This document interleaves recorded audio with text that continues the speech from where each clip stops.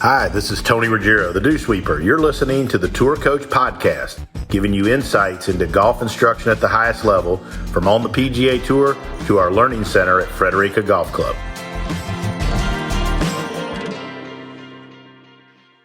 First time I've had a roundtable discussion with a player in a while. So my good buddy, Korn Ferry Tour player, had a bunch of a layoff here, down here to do a little work at down here at St. Simon's. Rick Lamb. What's up, Rick? Not a whole lot. Just trying to get cranked back up. We're sitting here watching the old Patrick Reed drop on TV. It's replay. Saw it live on replay. Saw it live on replay. We've read Twitter. Wow. Anyways, so what's it been like? I mean, this last year was a year like, I mean, it wasn't like any other anybody's dealt with. It wasn't as a teacher, wasn't as a human being, I guess. I mean, what was it like trying to play through that whole deal and figure it out? It was strange because obviously it was way bigger than golf and things got shut down. And at one point, it didn't even seem like we probably might not even play for the whole year. For sure. At one point, or no one knew anyway. So it was nice to get the opportunity to play and somewhat have a normal life. It was interesting. I remember at one point, you, Lucas, Andy, there was a bunch of y'all down here. Yeah, Tom, he's doing well at Baker's Bay right now. Shout out to Tom Lovelady. Doing better than all of us. Way better. Other than Patrick Reed. He's doing better than everybody right now. But we're all hanging out. And I remember a bunch of us were talking and like, you know, if you use that opportunity to get better and be ready to come out when things got back to whatever normal was at the time. I mean, and I agree. Like that time, I did think kind of the tour would start back at some point. Yeah, but I did wonder about like Korn Ferry and the others, right? Because of sponsorships and all of that. But once you guys so let's talk a little bit about that. So we actually did do a lot of work over that break, whatever you want to call it, COVID or Corona break. And when you went into that, I mean, you didn't have as good a status as you did now. Mm-hmm. Went in there and you played good and you came out with good status. You shuffled back in. Yeah. So I played 2 events before our break, I guess, which was early March, which helped me get back in the reshuffle for the year and ended up being pretty much there was only one event I didn't get into after we restarted. So I pretty much could pick and choose where I wanted to play, which is always nice. And then I guess going into Corona, we didn't know when we were going to restart. Yeah. It was, I don't know, probably 5-6 months into us working together. So It was pretty good timing to be able to sit, like, kind of take a big picture look at what we wanted to do. And we had a lot of time. Yeah, sit and take a look. Yeah. I don't know how much. There were a lot of Tito's. Yeah. There was a lot of looks. Yeah. And I felt like we did a good job. And then I thought let me ask you this, back to last season. What was it like as a player, kind of knowing that, I mean, to me, every time I've coached a Korn Ferry player, the whole focus is top 25 because then you go to the tour in the fall. Yeah. And that to me is like your motivation. Mm-hmm. Because it's certainly not money on the Korn Ferry Tour, right? And all that year-long sprint to try to get your tour card. Yeah. What was it like playing, knowing that? I mean, I get it all does count because it rolls into year 2 here. Yeah. But how did that change the way you played, and if it did at all? It may not have done anything. I don't know that it necessarily. I mean, you still show up and you're trying to play as well as you can and try to contend to win a tournament every time you show up. So I think that aspect is always going to be the same no matter what the situation is. But it's definitely not as much pressure as normal because you have 44 events rather than 25. So you kind of expect over that long of a season the cream will rise to the top. Yeah. So you're getting ready. We've been getting ready. And one thing you have done is you did take a bunch of time off, spent some time up in Nashville, and you've been down here some. But, I'm one that thinks that's good because I just think I think what we do is so damn long all year. Yeah. I know I have to get away. I mean, I got to go down to the Keys and bury myself in a rum bottle for 9 days. But what'd you do to get it? And have you always gotten away from it, like stepped away and spent that, or is this new? There's only probably been one other time in my life where, or well, at least since like college golf, that I've had a prolonged kind of off season like this, and that was I was done with eligibility for college golf when I went back to finish my degree, and I had like, I don't know, like 12 hours, so I was not really doing a whole lot. But just had to go back and go through the steps to get my degree. But I played golf 1 or 2 days a week for a whole semester, and that was least you've ever done. Didn't play a tournament for like 6 months, which is a huge, probably the biggest break that I've ever had. And then this one, because usually I've either had Q school to go to for October, November, December, and then 2 years the PGA Tour wraparound season. So usually you don't get all that. How did it feel coming back from it? Good, bad, indifferent? I feel like I'm picking it up a lot quicker than I would have expected to. Really? Which, yeah, the rust is coming off pretty nicely. So it was fun. First time I'd seen you in 45 days or so. Well, I mean, you don't really count the Jingle Bell as a working experience. Some do, but right. But so first time I'd seen. There's an entry fee. It's a real tournament. It's got more world ranking points than some of that stuff on the European tour. So we took a good 6 weeks since I'd seen you, and went down to South Florida to golf camp, which this was your first golf camp, but we had a really good group this year. Obviously, Lucas, Robbie Shelton, Emilio, Andy Ogletree, you, Zach Suker. I don't know if I'm missing anybody. Danny O from Country Club Collection, and Moose hosted us at Floridian, and Moose Mooseman hosted us at Floridian and Bears Club, and we had a great lineup. But I thought that was a good start to the year as we prep. And to me, and kind of what I wanted to talk about is we've kind of gotten to the point where we did a lot of work over 6-8 months, and we got to the point where we really felt like you're a left-handed player. We're really trying to get your lower body more stable under you so that you could wind into that left side and reduce your lower body kind of sliding out. And we did a lot of good. Your golf swing looks incredibly better, and you played a lot of good golf. But we kind of came to that conclusion towards the end of last year, and then going down to golf camp, was that what we needed to do to make that better was spend more time in the gym and to do some physical stuff that was limiting you. Yeah. And I think that kind of started around, was that RSM time you were up here and Colby was here and he kind of spent some time with us at Fred? Well, we worked with him. Where was it? Well, the first time I probably worked with Colby was like in June of last year, May. That was the time he came up here right before the tour restarted. Yeah. Okay. But then after we finished in Orlando, my last event, I drove down. That's right. Like October with Emilio and Lucas. That's right. I couldn't remember exactly where we did it. So let's talk about that and the importance of. I talk about it a lot, but I think one of the biggest things I've learned teaching is, Rick, I can remember teaching people, and you could get them to kind of look good doing slow shit, but then you turn the speed on and everything, go back to hell in a handbasket, and they'd leave and they'd come back 3 weeks later. And I'm not just talking about 20 handicappers. I'm talking about good players, and they come back and you'd be like, well, why the heck isn't it better?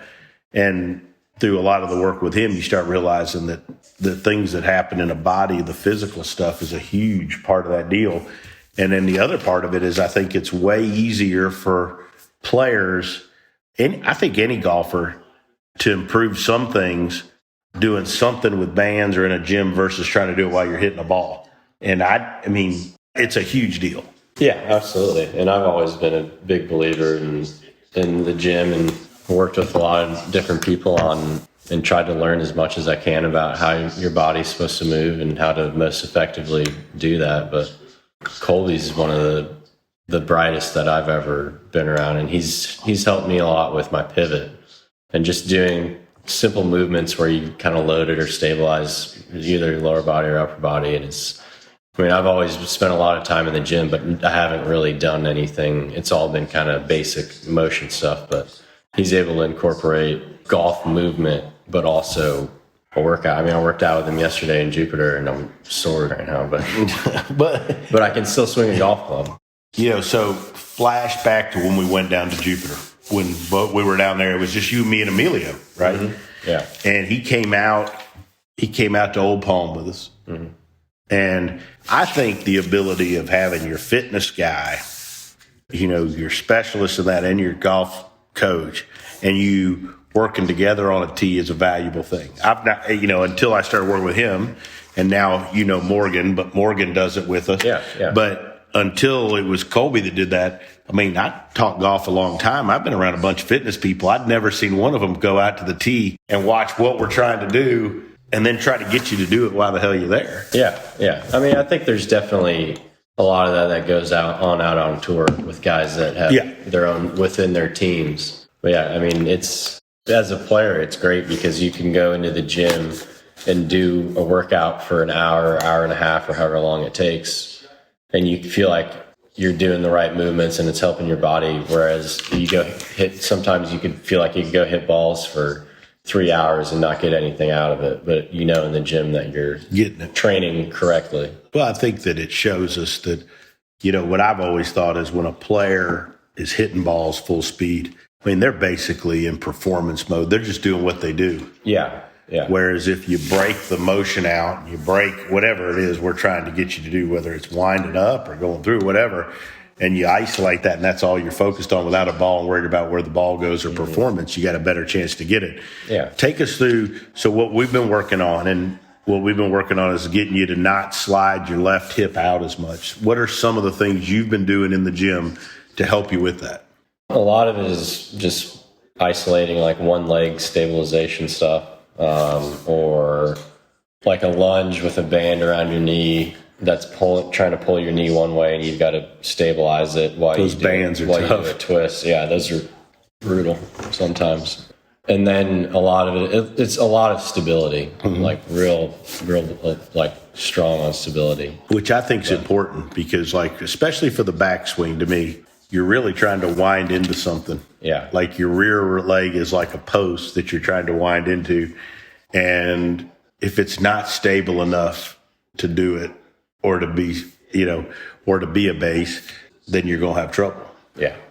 I think that's a big power leak for a lot of people. And that's my issue too. So one of the interesting things was we had done some work and then last time, I was down in Florida where we worked not only on that, but then we added some structure to the top of your swing, which made it feel shorter. Yeah. But you actually were hitting it further because you were able to get wound up correctly. Yeah. And I think that that's something that, like you said, people learning to use their body correctly. So now you're within, what are we within a little over a month before tip off? Oh, no, we've got almost less than 3 weeks. 3 weeks. Yeah, about 3 weeks out. All right, so we're going to work tomorrow. You work on some stuff. It's not going to change anything what we're doing. But how do you approach the next 3 weeks getting ready to play? And what will you do? Will you play more? Will you practice more? I think for me, I've been doing so focused on stuff in the gym, and I feel like my body's moving pretty good. I just need to get out and play. I'll probably try to go play 36 holes a day. Maybe not 36 every day, but 27, 36 holes a day for probably every day next week. And I might try walking a little bit just to get my legs under me again, just because I've been sitting on my ass doing nothing. I don't think people realize how much everybody walks. Somebody said to me recently, he was talking about Tiger and if he's able to hit balls, he'll be able to play. Like, it's not the hitting balls. Hitting balls isn't easy on your back, but walking for 6 days. Yeah. Is a lot. Yeah. Especially just being on your feet for 6.5 hours if you complete your warm up. Mm-hmm. Yeah. A lot of people would laugh at that, but it's, we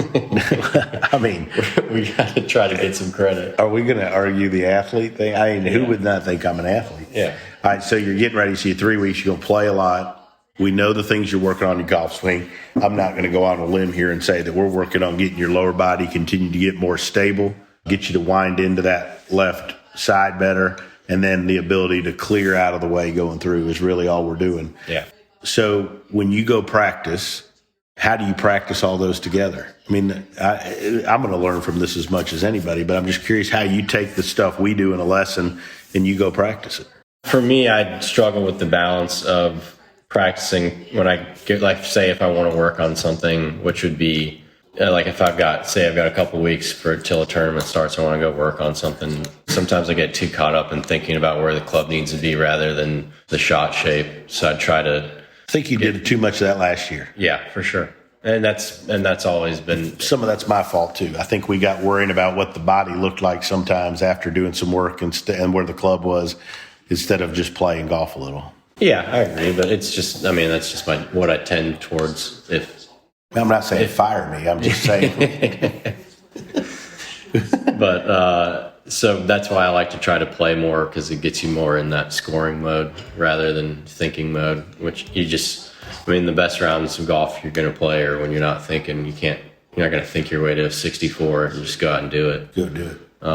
So how do you get your short game and your scoring skills sharp? Is it just playing or? Yeah, I mean, I still think playing. I mean, you've got to be, for me, and that's one thing I need to be better at, is when I do practice, is being very disciplined as to how I practice, where you're doing things closer to how you would do it either in a tournament or in a round of golf, where you're spacing out. You're not hitting 5 chips from the same spot. You're trying to get up and down from a spot, and then you go to the range and try to hit cut shot. You're trying to hit the fairway on the next tee ball, but it's not easy to discipline yourself to do that, because if you got a bag of balls, you can just hit 10 chips in a row or whatever, and just. I always say that I was actually telling a junior the other day that every time I go to the Bears and down there to work with Lucas, or we're down there, 40% of the time Justin Thomas is out there practicing. It's where he practices when he's home. Mm-hmm. And every time I go by the putting green, he's doing the same damn drill. Yeah. And the same short game drill. And I think that players could learn by that, by going to practice with a purpose and doing the same stuff that they know makes them work. Well, and I think that's something that is and that's a conversation I had with Colby about fitness. And I mean, I think everybody kind of gets that information overload, because you're always trying to find whatever is going to help your game get to the next level. So you're looking for sources of information, whether it be another player on tour or a veteran who's retired now, and just trying to learn from everybody. But sometimes it's too much, where you just need to do the same thing every day and just do your work, and golf just kind of takes care of itself. What's some of the good insight you've gotten from some veterans? Because, I mean, I like young players that spend time, or not spend time, but, I think there's a lot to be learned from guys that have been out there 20, 30 years and won. I mean, I've watched guys, I've had plenty of guys come up and be getting their starts as, where they're getting their exemptions. And those guys in the exemptions are generally not paired with Rory. Yeah. And you watch him play with a guy that, if we went and watched him on the range, you'd be like, there's no way in hell my guy's going to lose to that guy. And that guy's been out there for 13 years. He's made $11 million or whatever, $15 million, and hits it 20 less. And then when you add them all up on Sunday, he shot 2 better. Yeah. How do you approach getting knowledge from people that have been out there, and what are some of the good things you've been told? I mean, in my experience, most guys are out on the PGA Tour are awesome. If you approach them and you want to ask them a question, they'll go out of their way to help you out. I've had a few guys take me under their wing a little bit, and then a guy as a veteran, Paul Azinger, has been awesome to me. He's given me a lot of information, and just kind of about what he would think about and how he would approach things. What's the best tip he gave you that you can tell us? The best tip he'd give me? Or best advice? One thing that he's told me that I like a lot is when he's talking about if he took some time off or he wasn't hitting the ball good, he would just try to hit it as low as he possibly could and try to build up from there.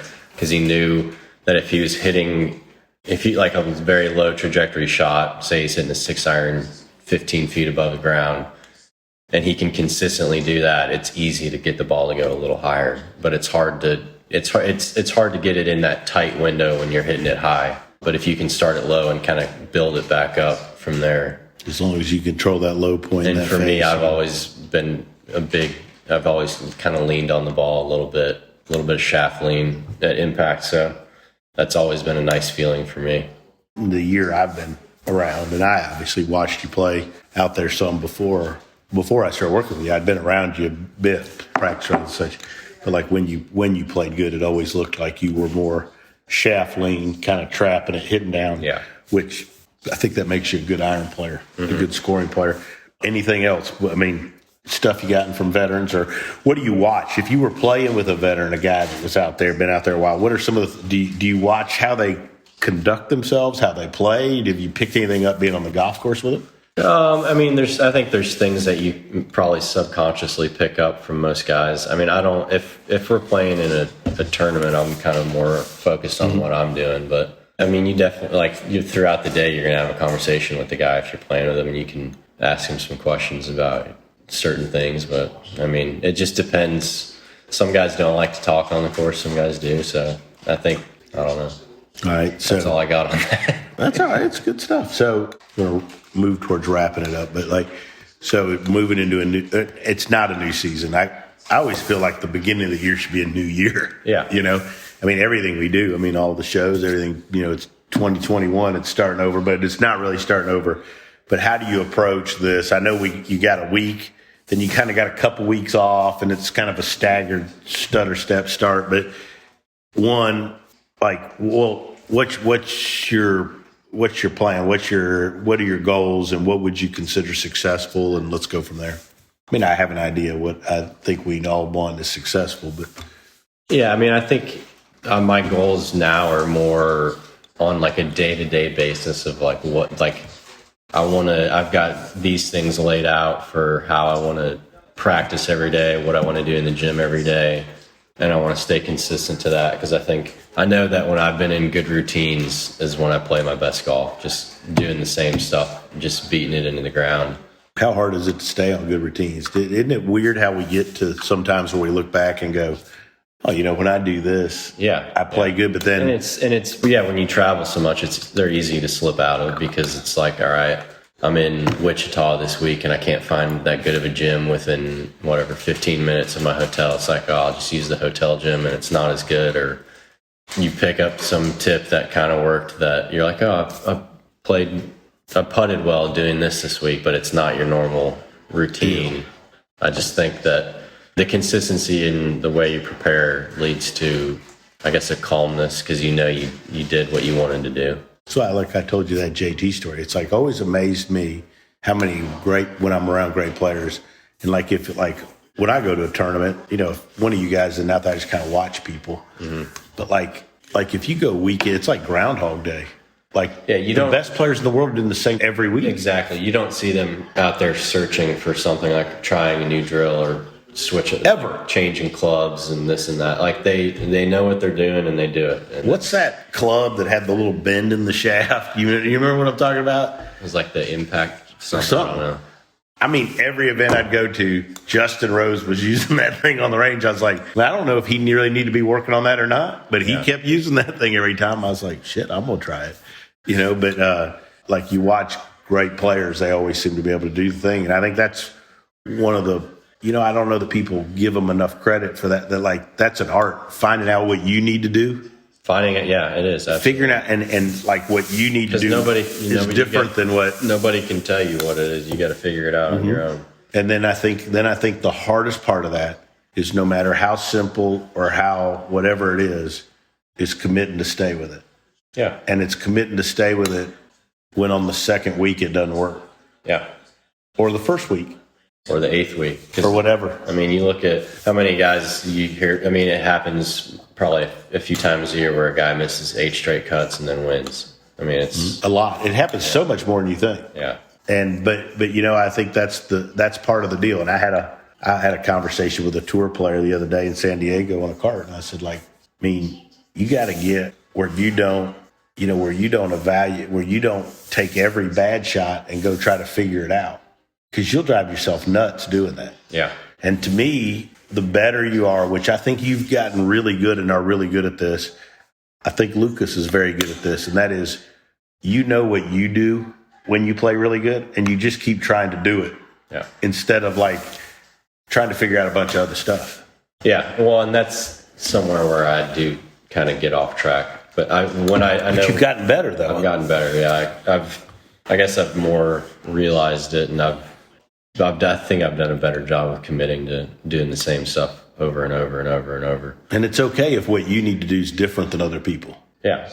Which I think is hard for some people to do. I have never been 20-something years old and out on the PGA Tour as a rookie. You have.